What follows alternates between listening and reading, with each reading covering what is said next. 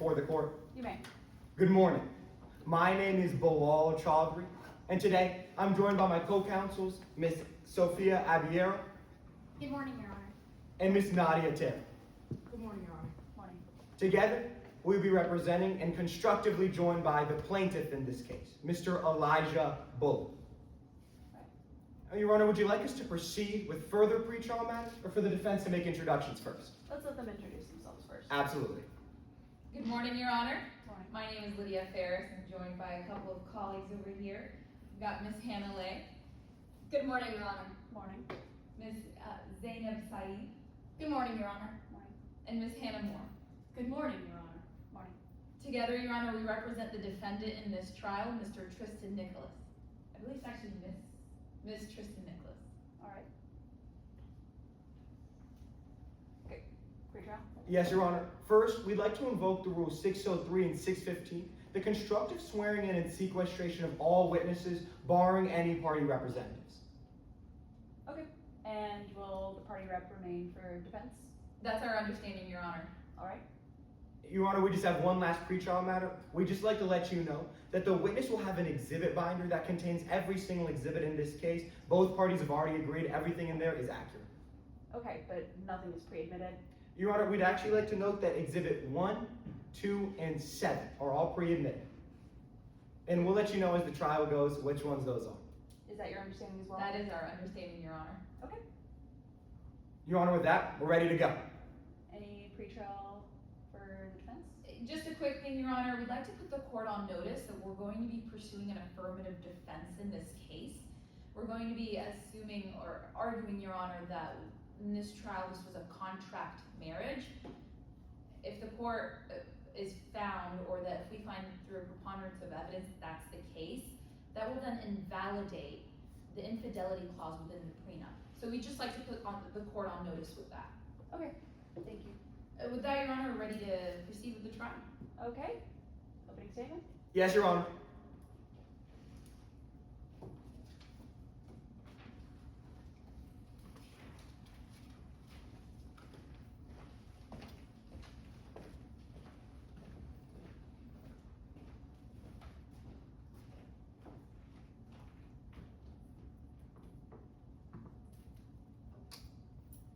May it please the court. Every vow she made became a lie she lived.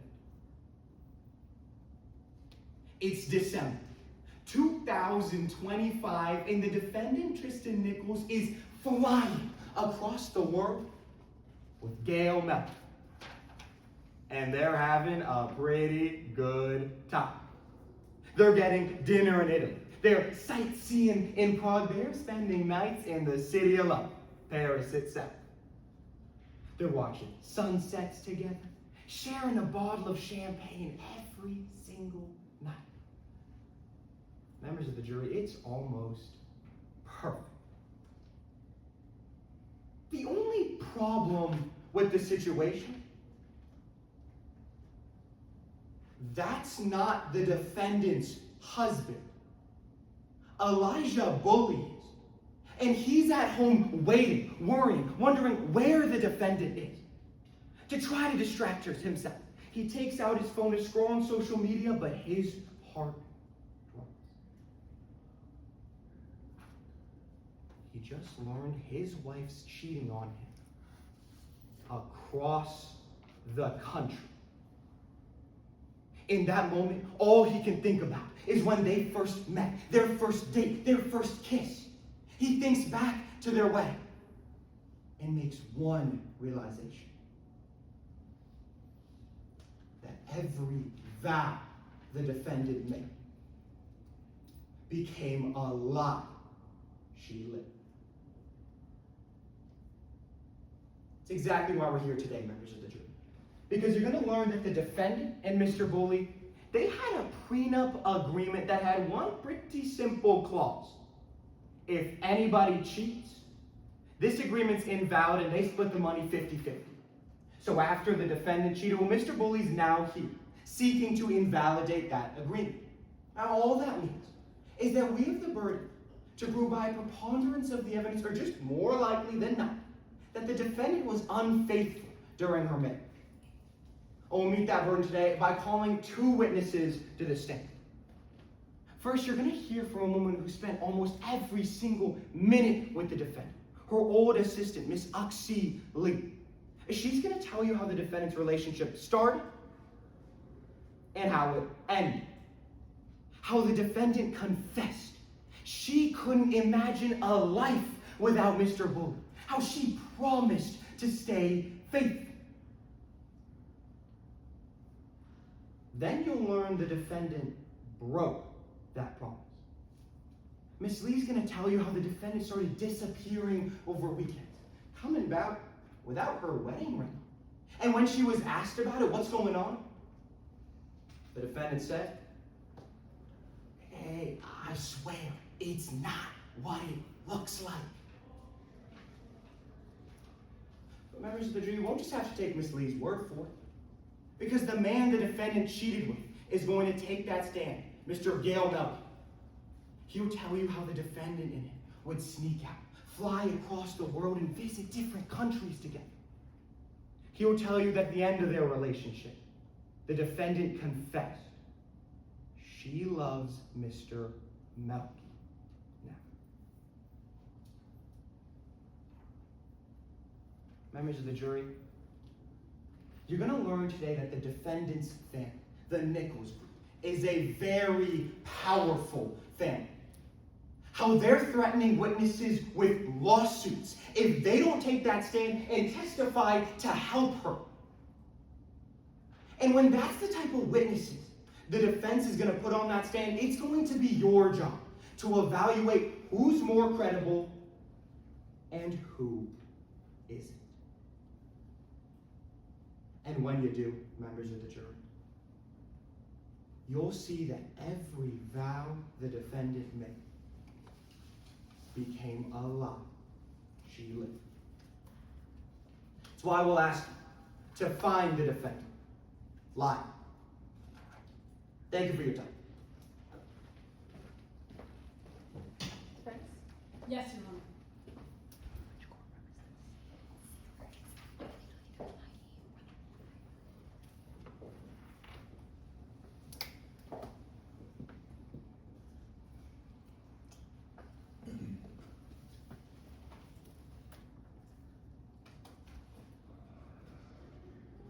It was a business proposal. 4 years ago, Tristan Nichols proposed. But there wasn't a path of rose petals or a romantic candlelit. No one hired skywriters or painted names in the sand. There were just 2 people sitting across from each other, realizing that they could benefit from a mutual business arrangement. 2 people about to be partners.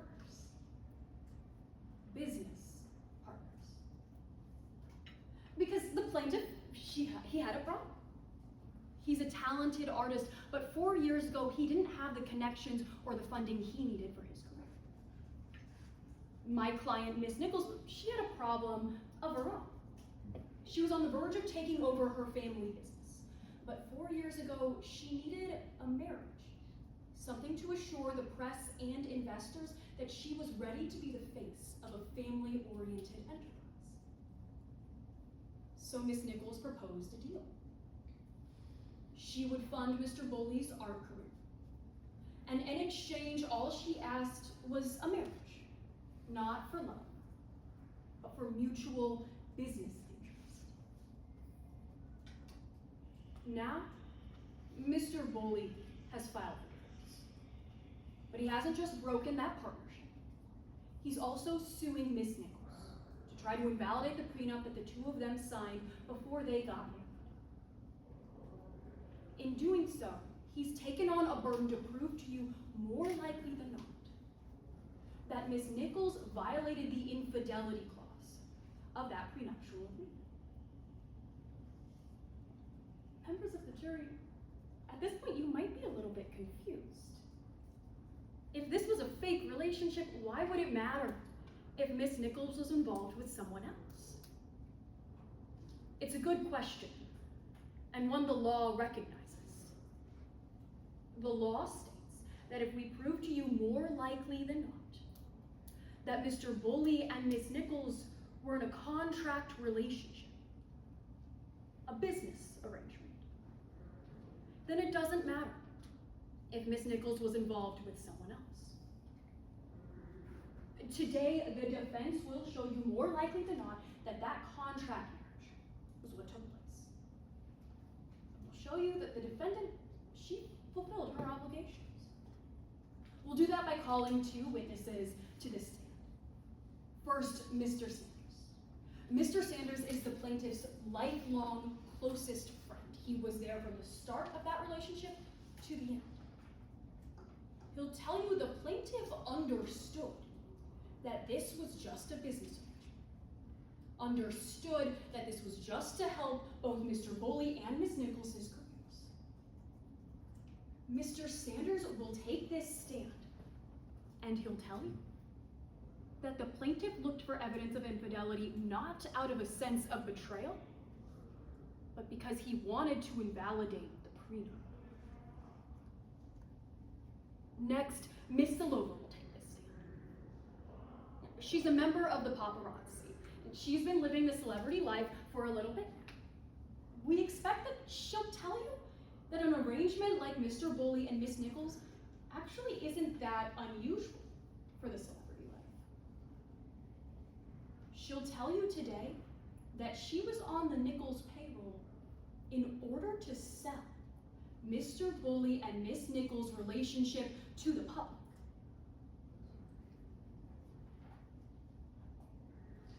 We expect that the plaintiff will try to sell you a fairy tale romance.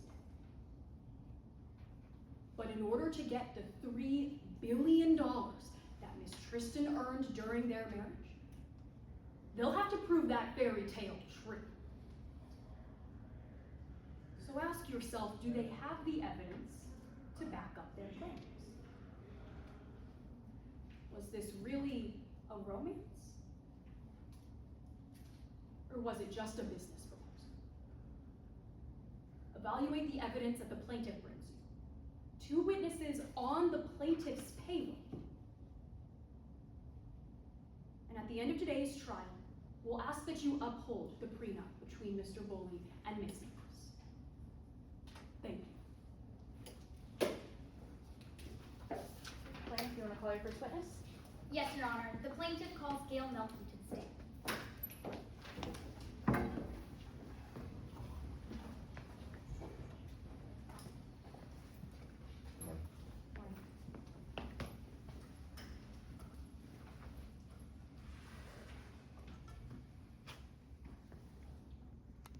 Good morning. Please introduce yourself to the members of the jury. Hi there. My name is Gail Melki. Can you tell us a little bit about yourself? Yeah, sure. I grew up here in Marana. You know, I've lived here most of my life. You know, every time I end up leaving, trying to live somewhere else, I always find myself back here. You know, whenever I come back, my mom always says that I'm gonna die here. She's probably right. Why are you here in court today? I'm here to talk about my relationship with Tristan Nichols and Tristan Nichols' marriage. Then I want to start by talking about Tristan Nichols. Who is that? Well, she's the CEO of this big corporation called the Nichols Group. It's family owned.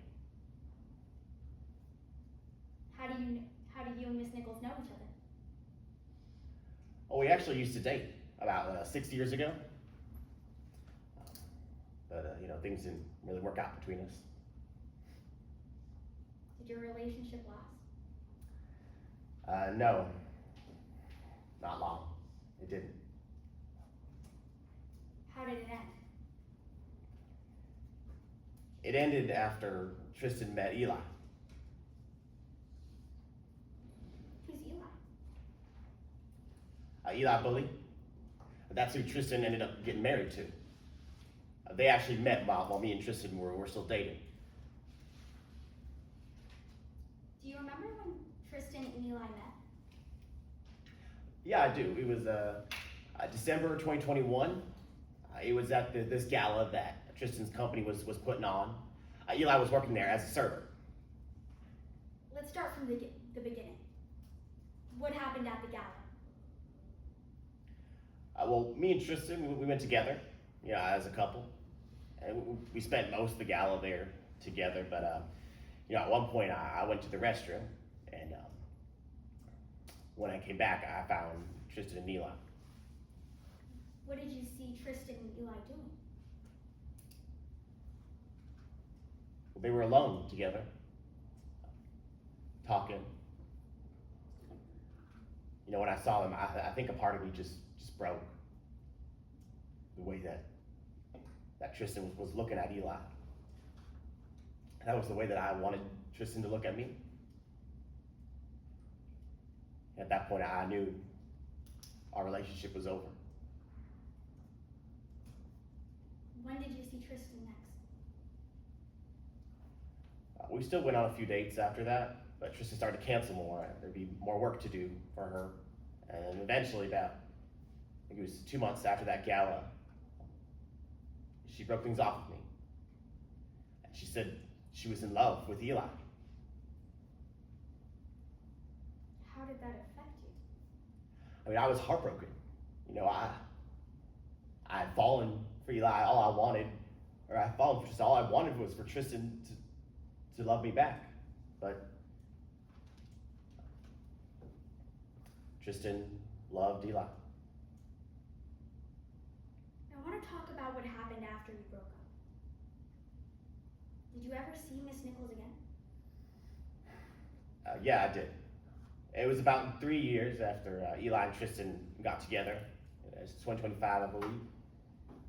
I was at some theater premiere, and I walked out and actually saw Tristan. I tried to walk away. I didn't really want to talk to her, but she stopped me.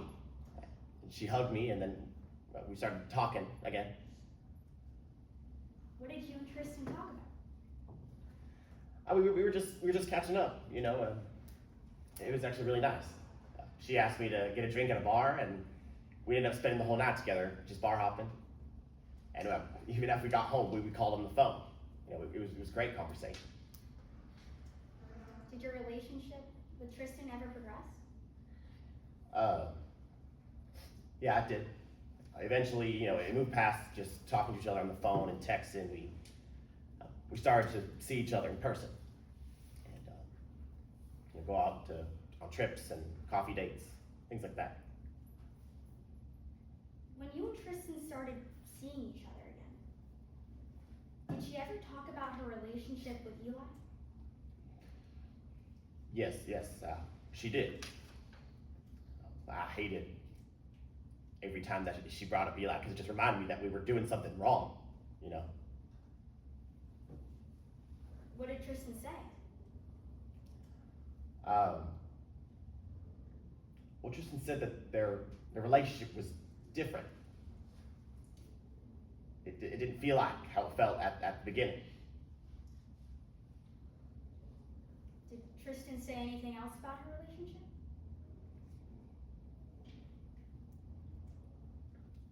Tristan said that she wanted to break things off with Eli. She said she should have married me. That she loved me. How did you react? I mean, I was happy. I almost started to cry, I always wanted to hear Tristan say that. I always did. After Tristan told you that she loved you, did she leave Eli after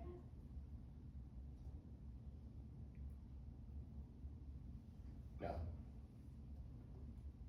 No, I felt so stupid. Because I believed her when she said that. But she didn't leave Eli. She didn't. Sir, did you ever see Tristan again after she told you she loved you? She just disappeared. after she told me she loved me, I never got a text or a phone call. Nothing. She was just gone.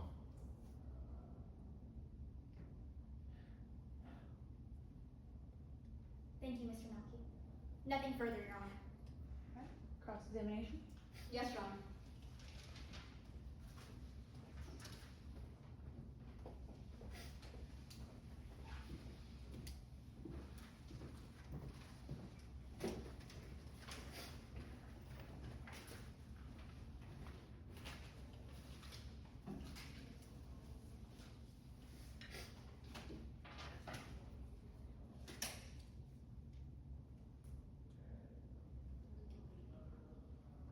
Good morning, Mr. Melki. This morning. Sir, isn't it true that you're using this trial as an audition for your acting career?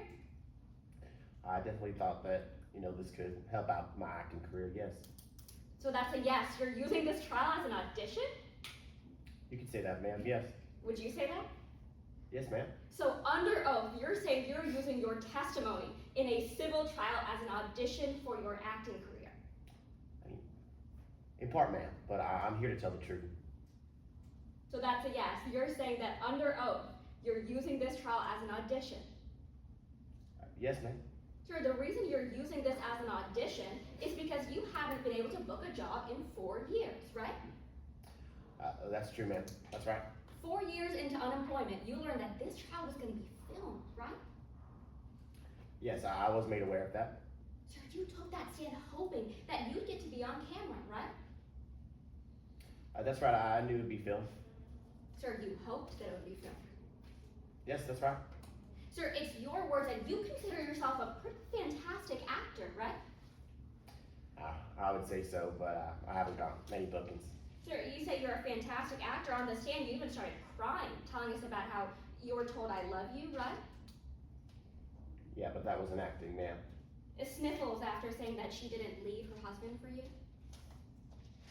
Yes, that's right. Sir, you're saying that wasn't acting. It's your words. You're pretty good at manipulating people to get what you want, right? I did say that, yes. You're pretty good at convincing and manipulating people. Those are your words. That's right, ma'am.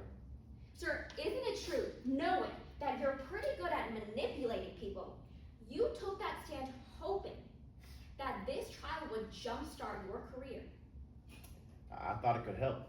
Yeah, You hoped that it would. that's right, ma'am. Sir, I'm going to give you one chance to tell the members of the jury the truth. The truth is you are making up this affair for attention. That's not right, ma'am.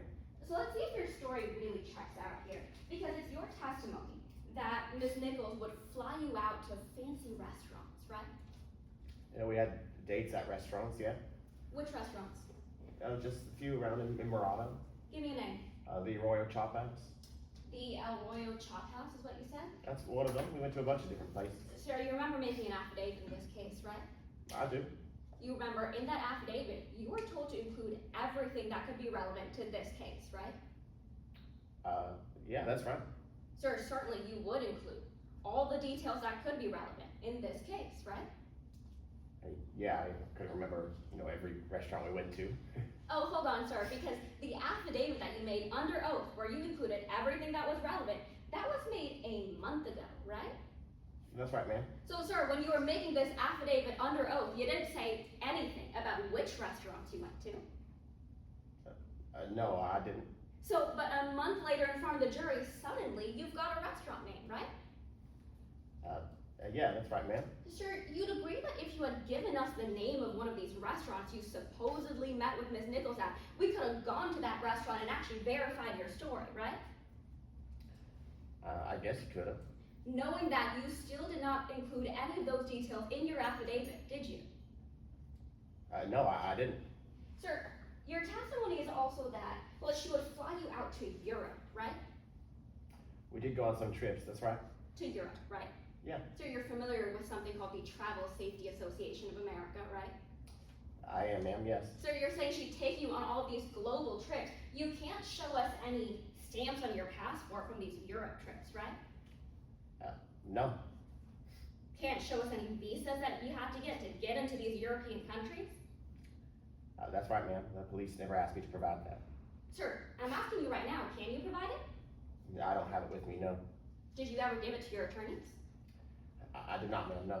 Okay, so you're saying that you have this proof of travel, but you just never showed your attorneys, right? That's right, ma'am. And you just can't show us right here. I don't have it with me, no. Okay. You're also saying that, well, you and Ms. Nichols, that she would be calling you and texting you pretty often, right? That's right, ma'am. Late night calls, true. Some of them were, yeah. You're saying this was an emotional affair over a period of months, right? That's right. You can't show us a single text, I miss you. No, ma'am. We had to be discreet. Just was having an affair, so I made sure to delete my messages and my phone calls. Is it your testimony you deleted all of your messages? Almost all of them. I could have left some. So it's actually your testimony you left some of these messages undeleted, right? Yeah, I could Where have. are they? I don't have them with me, no. You don't have them with you? Where are they? Are they on your phone? No, I don't have my phone on me. Can you go get it? No, it's not here. I'm sorry. Okay, you're saying you have text messages between you and Miss Nichols during this supposed affair. Did you give those to your attorneys? I did not, no. Sir, so what you're telling us is, you're saying this was a months-long affair. You can't show anyone. You didn't show anyone. And I love you text. That's right, ma'am. No, I miss you text. That's true. No phone calls from these supposed late-night calls you've been having. Yes, ma'am, we had to do our best to be discreet. You had phone calls. We did. You can't show us any record of those phone calls. Objection, Your Honor, at this time to asked and answered. Yeah, I think we're getting a little repetitive, so let's. Yes, Your Honor. Sir, I want to be clear. It's not just text or phone calls. You cannot give us any communication between you and Ms. Nichols in the past 5 years, can you? I cannot, ma'am. No. Then I want to talk about why you're still saying that you had an affair. Sir, isn't it true that you hated Ms. Nichols? I did at one point. But, we fell back in love with each other. Sir, you burned magazine photos just because they had her face on them. I did. I was angry. Sir, you wished that she would die. No. Sir, you made the comparison between Miss Nichols and what happened in Romeo and Juliet, right? Those were your words. Yeah, that's right. You know, in Romeo and Juliet both died, right? Yeah, but I was making that comparison because I wanted them to break up. Sir, you said that you hoped that they would meet the same tragic fate as the characters in that show. Yeah, that's right. To be separated from each other. They died. They did die, yes. That's You right. prayed that that would happen every single night. I did not pray that they would die, no. Sir, you prayed they would meet the same tragic fate. Yes or no? That is time. Nothing further, Your Honor. All right. Does the, you may step down.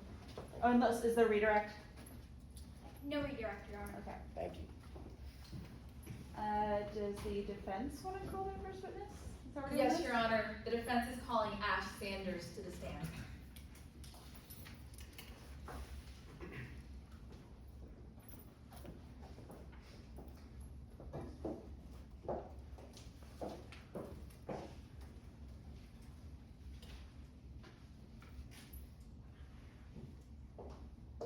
May I proceed, Your Honor?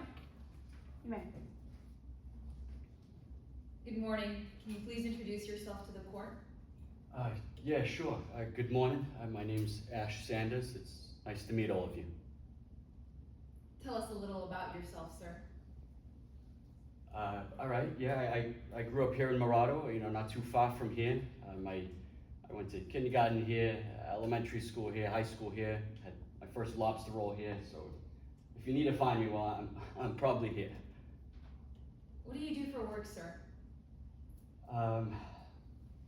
I used to do mainly freelance work. My father taught me to use my hands real good, so I did whatever people, would pay me for. But I recently got a gig working as a bartender at the Nichols Group with Miss Nichols. Do you prefer working for the Nichols Group? For sure. It's a stable job.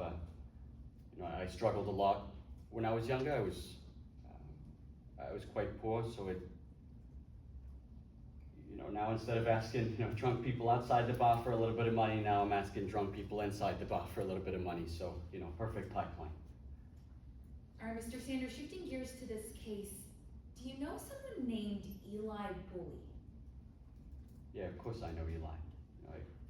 I grew up with them. They somehow were even poorer than I was. They lost their parents when they were young. Lived in the same complex, kind of struggled through it all together.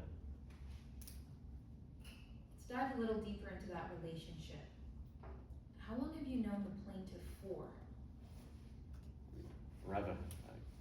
Kindergarten, elementary, high school, actually elementary. Eli's just kind of always been a constant in my life. We always tried to support each other. How did you two support each other? Eli wanted a career in art, and sometimes was working 3 jobs just to put food on the table. And sometimes we'd go a month with no hot water, electricity, even sometimes struggle for food. But I didn't have much myself, but what I did have, I gave to Eli. Mr. Sanders, at any point did you develop feelings for Eli Bully? Yeah, I mean, spent so much time together over time, I fell in love with him. But, he was my best friend, and I wanted it to be that way for life, so I kind of pushed those feelings down, and then, I don't know, Eli kind of found a way out of our struggles. How did the plaintiff find a way out? He told me he found some sort of a marriage arrangement with this rich woman, Tristan Nichols. Did the plaintiff ever tell you what that marriage arrangement was exactly? Yeah, apparently Tristan needed to become, married to become CEO of their family company, and well, she had a big name, so Eli thought that they could use that name to boost their art career, make an income. They both knew what they were getting out of it, that it wasn't about love. That's what I understood. Mr. Sanders, hearing that the plaintiff was talking about some kind of marriage arrangement, how did that make you feel? I mean, I had my feelings. Sure, it stung, but if it meant we weren't, digging food out the garbage sometimes, then who am I not to be happy for him? I was very happy for him. At any point did you share your true feelings to the plaintiff? Right before Eli was supposed to get married, I'd always imagined he'd want a small wedding, and best friends, in a backyard if he even had one. All this paparazzi and all, and I thought this was my last chance. Maybe give him a way out. Did you tell him? I did. How did he react? My worst nightmare. Told my best friend that I love him. Told me he loves me, but not in the way that I wanted. Let's talk about your relationship to the plaintiff after they got married. After the plaintiff married Miss Nichols, did you two ever talk? I mean, after what I told them, not really. I kind of lost my best friend, but then he started kind of reaching out of nowhere. Did they tell you why they were reaching out? Said he wanted out. Said he didn't want to go through with this marriage arrangement anymore. Told me that if he found evidence that Tristan was cheating, that he could get out of this arrangement, this contract. Did you agree to help the plaintiff? I didn't want to, but Tristan just Eli just kind of has this grip on me sometimes. I just can't really control it. I said yes, and I got a job with Tristan to try and see if I could find any evidence he was cheating. Mr. Sanders, did you even want to find this kind of evidence of cheating? If I'm honest, no. I thought that if I didn't, maybe everything would fall through, that things would go back to normal. But if that's what Eli wanted, that's what I want. All right, so did you find evidence of cheating? No. And I tried. You know, I was Tristan's personal bartender. I went on her international trips. I really tried, and I didn't. I told Eli I'm sorry. I couldn't find anything. How did Eli react? Screamed at me. I screamed at him. Never talked to each other like that before. You know, losing my friend was one thing, sure. But our relationship being spoiled, I mean, that was a different type of hurt, you know? Sir, how long had it been since that fight where you two were screaming at each other? Just a year now.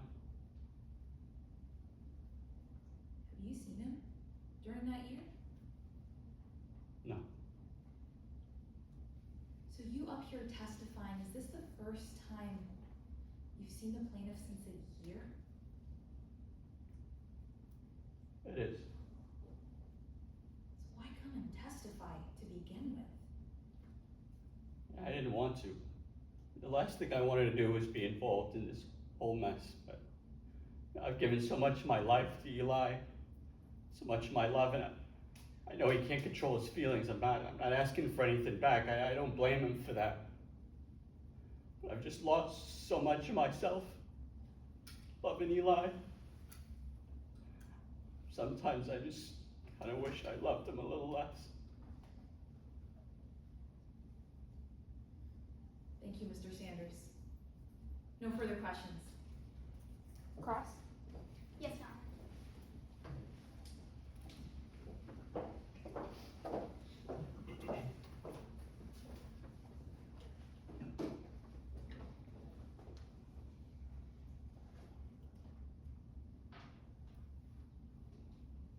Mr. Sanders, do you remember what it felt like to be needed? It's been a long time. Because before Eli ever met Tristan Nichols, you were the person that took care of him, right? We took care of each other. And that's how the name of the game goes when you're struggling like we were. You were the person that helped him. Of course. Like you told us on direct, you barely had money for food, right? Yeah, I mean, whenever I could help Eli, though I didn't have much to spare, I did. I mean, it was Eli. Exactly, but when you did have money, you lent to Eli when he needed it, Of right? course. But that all changed when Eli met Tristan Nichols, correct? Yeah, his image started to blow up, and he started making an income from his art, and yeah, financially, he didn't need my help anymore. Tristan was the one that lent Eli money, right? That's right. Tristan gave Eli gifts. I think so. Tristan took Eli on vacations. Yeah, she did. His life kind of changed after they got into that arrangement. Exactly. Eventually, Eli stopped turning to you. Yeah. But after all that, you still loved him. Yeah, I still do now. And you thought maybe if you told him you loved him, then he might pick you over Mr. Nichols, right? I mean, that was kind of always the dream, you know, you fall in love with your best friend, you kind of just go through your life wishing and hoping one day they're gonna feel the same way. But he didn't. No. He rejected you in public, right? Yeah. It was the most embarrassing moment of your life. Yeah, I mean, getting rejected by a best friend. On Yeah. top of that, Eli, he didn't call you after. No, I mean, after I confessed my feelings, like I said, we kind of stopped talking.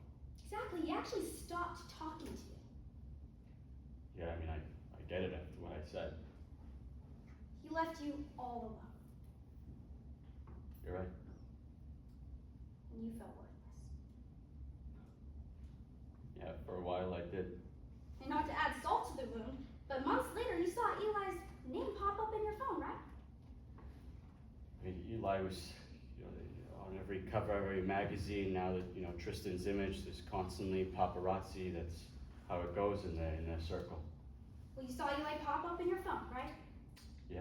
And you actually got excited. Yeah. You thought, maybe, Eli might be checking up on you, right? You're talking about when he reached out to me? Yes, when Eli called you, you thought, maybe he might be checking up on me. Yeah, that was always my fantasy, sure. Or maybe even rekindling your friendship. That was probably delusional. Exactly, because Mr. Sanders, he was actually calling you to talk about his new man, wasn't he? Depends when you were talking about it. Is it when you asked me to try and find evidence of cheating? Exactly, he told you to talk about his new man. Right, he wanted out of the marriage with Tristan. He asked me to try and find evidence of cheating to get out of their deal. Well, I want to talk about if what you're telling us happened during that conversation even makes sense.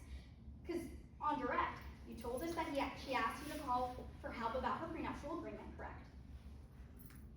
In a previous conversation, yeah. But wait a minute, Mr. Sanders, you're not a lawyer, right? No, You didn't moonlight in contract law. definitely not. You've never signed a prenuptial agreement. No, I'm not married. I never even went to college. Exactly, you've never been married. No, I've never been married. And you've never went to college either. I can't afford to go to college. So you're telling us that Eli rejected you, right? Yeah. She didn't talk to you for months? No. And then all of a sudden she called you out of the blue to ask for legal advice? No, she was just. It wasn't like that. I wasn't like reviewing documents or anything. She just asked for my advice, what I thought. Mr. Sanders, did Tristan Nichols tell you to say that? Objection, Your Honor, argumentative. Yeah, I'm gonna sustain the objection. I'm sorry, Mr. Sanders, but I have to ask, when you were prepping your affidavit, Tristan Nichols was sitting next to you telling you what to say. Isn't that right? No, that's not right. I didn't know what, like you said, I didn't go to college. I didn't know what an affidavit was when I came into this, and Tristan explained to me what it was, and that, coached me through the process, but then the lawyers told me that everything that I put in there had to be complete and true, so that's what I did. Well, Mr. Nichols, you told us that the lawyers told you all you had to do was say everything that you know, right? Right, everything, and I'd be at risk of, being tried for perjury if I didn't tell the truth. But you needed Tristan Nichols to sit right next to you to tell you what kind of information to put in that affidavit? Objection, Your Honor, assumes facts not an evidence. Explain. Your Honor, the witness just said you needed Tristan Nichols to sit by you and tell you everything you needed to put down. The witness never affirmed that that's what happened. Right now, the attorney's assuming that fact is on the record. I think the witness can correct her if that's not accurate, so I'll overrule the objection. Mr. Sanders, when you were prepping your affidavit, you had Tristan Nichols sitting next to you, telling you what kind of information to include that affidavit, yes or no? Yes, exactly. They explained to me what an affidavit was, what I had to include in it, and then I spoke to the lawyers, and they told me about the truthfulness. So that's a yes, that Tristan Nichols told you what information to include in your affidavit, right? You're right. Everything that was relevant. And now you're here in court today, telling us that it's a contract marriage. Right, that's what Eli told me. And you told us on the direct that the last thing you want to do is testify against Eli, right? course. I mean, I hate myself for it, but I still love him. I didn't want to come here today at all. I tried to make up every excuse in the book not to be here. But now as you sit here in court today, you want Eli to lose. Isn't that right? I just don't think it's fair if this is a contract. That's all. If he didn't cheat, I mean, he shouldn't lose his money. So that's a yes, you want Eli to lose. And that is time. Thank you, Your Honor. Any redirect? No, Your Honor, if the witness could be excused. Yeah, you may, and then just because the way our ballots work, I think before we call the next witness, do all the judges want to take a second to do the ballot? Cool. Yes, you all should be able to complete the first half at this point. Okay.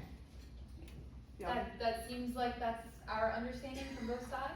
Cool. So just give us a second.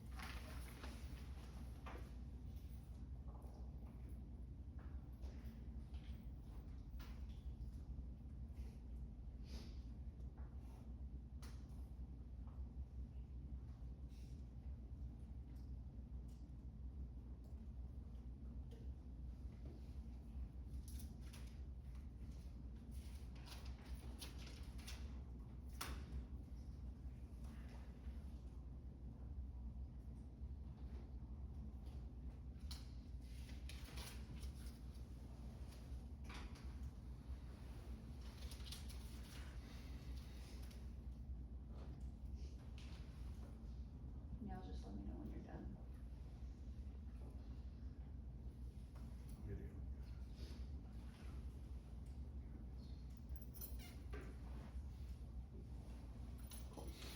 Okay, plaintiff, you want to call your next witness? Yes, Your Honor. Plaintiff calls Ms. Uxie Lee to the stand. Oh my gosh, are you the Uxie Lee? Yeah, why? Oh my gosh, my kids love you. Could you sign this? Oh my god, of course! Yeah, sure. you've been served. What?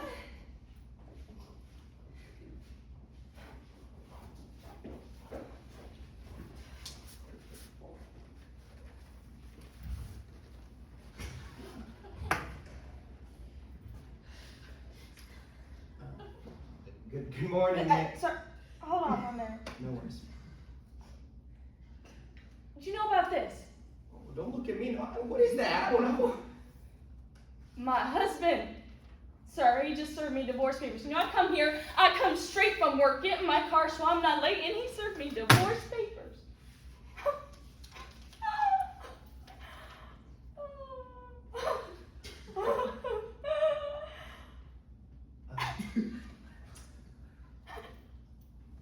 Sorry about that, ma'am. No, it's fine. Maybe are you ready to talk about this divorce, maybe? Sure. What's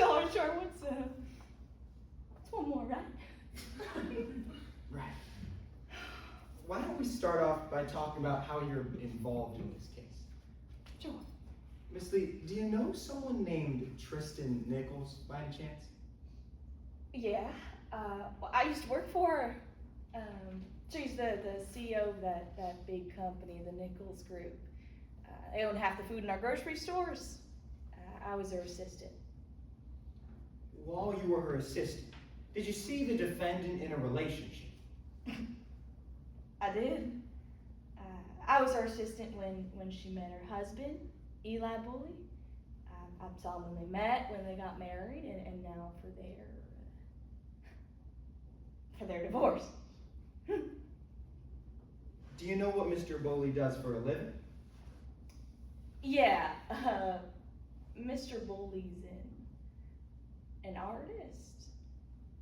He makes these hyper-realistic paintings of toenails. I remember, I think there's one down in the lobby if you turn to the right when you first walk in. Well, what I meant, you mentioned earlier you saw their entire relationship. So let's start from the very beginning. Sure. How was it at first? Oh, real sweet. But I remember they'd spent all this time together, and I watched as Tristan, I mean, she replaced every single painting in her office with one of Eli's. And Eli, well, he'd be coming to the office all the time. He'd bring Tristan these beautiful lunch boxes covered in his own artwork and things like that. It was real sweet. You know, I used to bring my husband lunch like that. You know what I got for it? Court date. Ma'am, did you ever see the defendant and Mr. Bully being physically affectionate? Well, sure, they're married.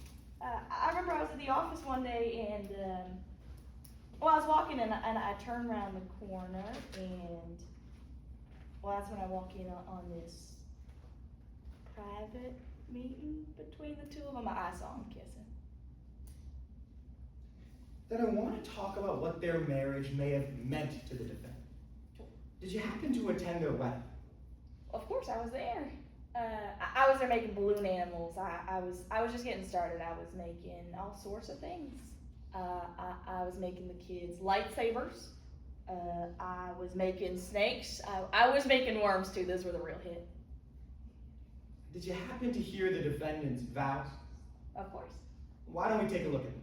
Sure. If you look at that binder right in front of you and flip to Exhibit 7, and let me know when you're there. You know what I'd just like to note? This is pre-admitted in evidence. Right. I see it, sir. All right, Miss Lee, I want to see if this was a business proposal. What does the defendant say about their future in those vows? Well, here Eli, Tristan says to Eli that she wants to build a home with Eli. Says she wants a future filled with laughter and kindness. Trust, says she wants to face every challenge as partners. Imagine that, huh? Ma'am, did the defendant ever admit that she loves Mr. Bull? Well, of course. I mean, she does more than that. She says she's never known a love like this one. Says that she loves him so much that she wants to promise him, choose him every day for the rest of her life. Ma'am, you mentioned promises. Does the defendant happen to make any promises in those vows? Well, yeah, of course. She promises to be honest, to be faithful, and to protect the trust they built together. Then let's see if the defendant kept those promises. How was their relationship in the past year? Not as great. I remember watching as they started spending less and less time together. I mean, Tristan, she started going on these trips all the time. No idea where, but she'd disappear every month for a weekend at a time. And now, you know, I think my husband started doing that too. Ma'am, let's focus on this case for a moment there. Did you ever ask the defendant where she was going? Well, yeah, of course I tried. Every time she came back, I'd ask her where she was, but she refused to tell me. And you know, when she came back, well, she wouldn't be wearing her wedding ring. You see, this is important. Was there anything else different about the defendant after she would come back from those trips? Yeah, well, I mean, one time she came back and, well, I noticed she had a hickey on her neck. Did you ever ask the defendant about that hickey? I did. Of course, I mean, I asked her if she wanted some concealer to cover it up, but I mean, her face just got all red, all huffy and puffy, and she said I couldn't tell anybody about it. And then she took my concealer to cover it up. Miss Lee, I'm a little curious, did the concealer work? No. Not everyone uses the same shade of concealer as I do. And Miss Lee, I'm a little confused. All this time the defendant is disappearing. Couldn't she have just been with Mr. Bully? No, sorry, no. While she was gone, Mr. Bully was here with me. He'd be asking me where Tristan was, asking me why he was gone, where he was going, and well, I'd have to be covering for her. So no, Eli was here, not with Miss Tristan. Did you ever ask the defendant, confront her about those disappearances? Yeah, of course I did. Well, did she say, no, I wasn't cheating? No, she didn't. Did she say, oh, what are you talking about, Miss Lee? You know me. No, she did not. What did she say? All she said was, it's not what it looks like. Thank you for your time today, Miss Lee, and good luck with the papers. Your Honor, I have nothing for you. Thank you, sir. Cross-examination? Yes, Your Honor.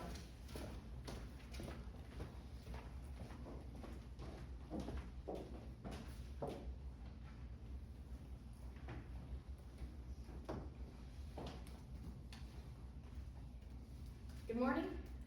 Good morning, ma'am. I want us to get a better understanding of why you chose to testify today. Sure. You used to be Tristan Nichols' personal assistant. Right, like I mentioned. You thought that Tristan was a terrible boss to you. She was, like I said, I had to be lying for her all the time. But now your new boss, he's been amazing. Well, yeah, I've been working for Eli recently. He actually got you a job after you had been unemployed for months. Well, he did. And your new boss is the plaintiff, Eli Bully. And that's right, he's helping coach me through clown school. Well, you're actually an apprentice for Eli. Exactly, ma'am. It's rare to be paid for these apprenticeships. Well, sure. Eli's paying you. He is. That could come to an end, couldn't it? How do you mean? Well, Eli told you that he might not be able to keep paying you unless his financial situation improves. Well, yeah, he said that. You know Eli has a lot of money on the line today. I think Miss Tristan does. You know Eli Bully has a lot of money on the line today. Right, I think it's Miss Tristan's money that could go to Eli, yeah. You owe Eli everything. Well, sure, he's helping me out. You're happy to do your part to make sure that Eli gets the best settlement possible. Sure, I am. That's a yes for the record? Right, I said, sure, I am. Yes, ma'am. In fact, you want Eli to get everything he deserves for what Tristan's made you two put up with. Sure, he does. You would say that your one and only reason for being here today is to make sure that Eli gets his payday. Well, yeah. I mean, Tristan was coming back with hickeys. I feel like that was pretty clear what he did there. I appreciate the extra details, but I just need a straightforward yes or no. Your one and only reason for being here is to make sure that Eli gets his pay. Right, yes, ma'am. I mean, All right, any redirect? Hey, so sorry to interrupt.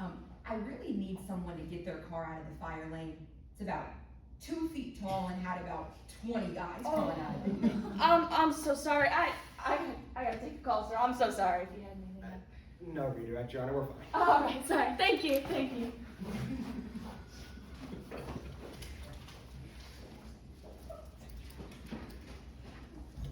Defense, would you like to call your next witness?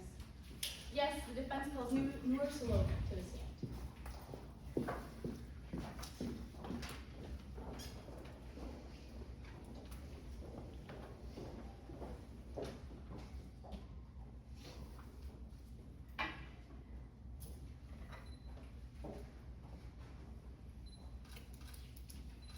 Good morning. Please introduce yourself. Hi, I'm Nora Salover. What do you do for a living? I'm a paparazzo, singular for paparazzi. I take pictures of celebrities in the wild, like at Erewhon or Nobu, whatever counts for a natural environment in a major metropolitan area. How are you involved in today's case? So I've been working with the Nichols family for like a really long time, but not in like a fun teamwork way, in like a photograph us looking hot or we sue you way. So I know a lot about Tristan and Eli, and Tristan and Eli together. I want to learn more about your experience as a paparazzo. Did you go to art school? So yes and no. I studied photography, but I dual majored in medieval studies. I actually did my thesis on the expression of social structure in feudal England through portraiture. But then I graduated and I realized that if I had to listen to one more old man tell me things were better back then, I was gonna flip. So how did that lead to celebrity photography? I grew up in LA. I was walking down Rodeo one day and I realized that we might smell better, but otherwise society hasn't really changed. And obviously we don't have pictures from medieval England, so I figured, why not try and get as close as I can? So based on your experiences, what are the paparazzi looking out for when they take photos? Oh, anything that'll sell. I mean, everybody loves to see their favorite celebs stumbling out of a club. It reminds us that they're human. But also celebrities sometimes call the paparazzi on themselves, like to get a more flattering picture. Maybe they're doing a brand deal and they want to be seen in the clothes, or they've fake dating someone new and they want to start a rumor. Is fake dating common in the celebrity world? Oh yeah. Back in the day, arranged relationships were like meant to strengthen alliances between feudal lords, but now co-stars do it to promote their rom-coms. You can think like Glenn Powell and Sydney Sweeney. Like, everybody thought that she was gonna leave her weird fiance for him, but then it never happened. Have you ever caught a fake relationship on camera? Oh, for sure. Like, movie stars do it a lot, but it's not unheard of in politics and business and that sort of thing. Nowadays, a dowry comes with stock options instead of like a goat. Now I want to focus on your time spent following Tristan Nichols. When did you start covering Tristan's personal life? I started my career like any paparazzo, just wandering the streets of Hollywood, hoping I'd find something interesting. But then I realized that it made a lot more sense to just like pick a rich family and follow them around. And the Nichols were the obvious choice. Why were they the obvious choice? So in medieval Europe, everybody wanted to know what the queen was gonna wear to the next feast, right? So that they could dress like her. And now people follow Beyonce on Instagram for style tips, and it's basically the same thing. So the Nichols are like the closest thing that America has to a royal family, and Tristan is their perfect little princess.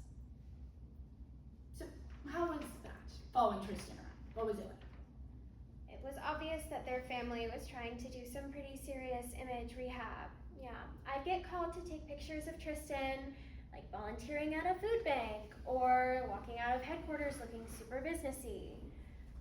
But for every one of those pictures I had 3 of her yakking on the sidewalk. Did Tristan ever catch you taking photos of her? Not during the yakking, she was busy. But there was this one date, right? And I got a little too close, and Tristan caught me, and I was like, sue me, I'm just trying to get the scoop. And then she did. What happened with the lawsuit? I tried to fight it because I don't have the money to settle, but that also meant that I didn't have the money to fight it. So when Tristan's publicist came to me and was like, if we put you on retainer and you stop taking pictures of our golden girl with her head in the trash can, we'll drop the suit. I was like, okay, fine. I want to talk more about that. So what exactly were you on retainer to do? I was like part of the propaganda machine. Such a buzzkill. The publicist told me that Tristan was gonna start dating somebody new, Eli Bully, and I was supposed to take pictures to sell the relationship. What did you learn while covering their relationship? Seems like your pretty standard PR situation. Like, I'd get called up to take pictures of them on dates, looking all cute together, and then when they were just like out and about in their own little lives, they were completely separate. Like, I never saw them together outside of those dates. The Venn diagram did not have a middle. Well, we both know that Tristan and Eli eventually got married. Was this surprising to you? Absolutely. I mean, back in the day, marrying someone you didn't love, like, wasn't that crazy. It was more of a, hi, this is your husband, congrats, sort of situation. But now, marrying someone just for business is like a scary level of commitment to the bit. So at this point, why did you still think it was fake?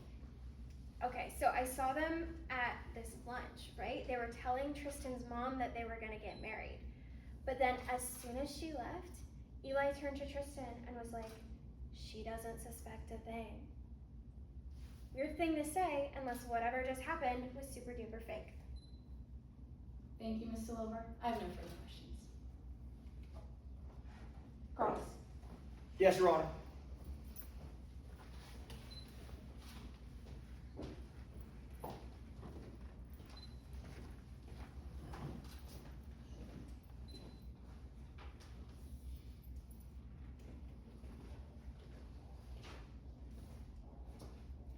Have a seat. Yep.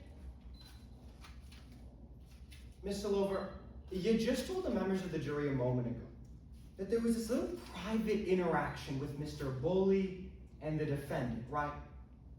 Oh, right, and Tristan's mom, yeah. That's right, and then after Tristan's mom left, you said, oh, she didn't believe a thing, right? That's what Eli said to Tristan. Or she didn't suspect a thing, yeah. And let's get one thing pretty clear. You've been under the defendant's thumb for a pretty long time, wouldn't you say? What do you mean?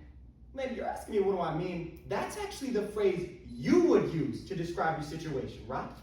Oh yeah, like I'm on retainer. No, ma'am, you're under the defendant's thumb. That's what you would say, right? Yeah, okay. Ma'am, it started 4 years ago. And like you said, you were trying to take photos of the defendant at dinner, right? Right. It was the dinner the defendant was having with Gail Melki, right? Yes, that was who Tristan was seeing before she started dating Eli. Mm-hmm. But unfortunately, while you were taking the photos, well, you got caught, didn't you? Yeah, happens to the best of us. And typically, when the defendant catches you up, she just lets her run off, doesn't she? Right, well, like I said, she was usually busy with the yakking and stuff, so like this time she wasn't as occupied. You're saying she wasn't as occupied. Maybe she kicked you out of the restaurant. It's true. And a few days later, you were served a lawsuit from the defendant. I was. There was this random lady and she jumped out of the bushes and she asked for my autograph and I thought that was really sweet. And then she served me papers. Ma'am, those papers said they're suing you for civil stalking, right? Yeah. For wiretapping. Right. That Which- sounds super fake, but I guess it's real. Well, actually, ma'am, you're saying super fake. You knew that was illegal when you did it, didn't you? Oh yeah. Ma'am, you knew you were facing possible criminal charges. Anything for the scoop, dude. Possible criminal charges, ma'am? Really? Yeah?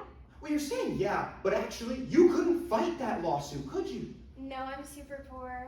Ma'am, those legal fees were bleeding you dry, weren't they? Right. Lawyers are very expensive. And for you, they were bleeding you dry. Yeah. Ma'am, you didn't know what you were going to do, did you? No. But then they struck you a deal, didn't they? Right. Right, ma'am, they said, hold on, if you take the photos we want you to take, well, maybe that lawsuit will go away. Yeah, and I was kind of like in a corner, so I did it. Ma'am, you're saying you did it. You went above and beyond to make sure you did that job perfectly, wouldn't you say? Whenever they called me, I showed up with my little camera. That's right, when they needed you, you were there with your little camera, weren't they? Yeah, it's actually a really big camera. I don't know why I called it little. Where they needed you, you were there getting all the angles right? Yeah.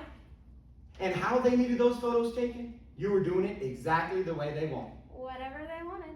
Ma'am, the when, the where, the how, all of that you were doing for the defendant after they served you a lawsuit, right? Yeah. Man, you're under pretty similar circumstances right now, aren't you?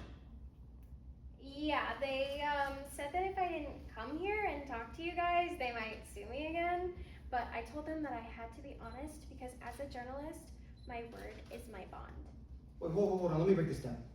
The defendant's attorneys called you and said if you don't testify for us, that lawsuit's coming back. Yeah, they're not very nice people. Ma'am, not just testify. Your testimony has to help the defendant. Yeah, I have to tell them the truth about what I saw. I didn't say tell the truth, ma'am. I said help the defendant. Is that not the same thing?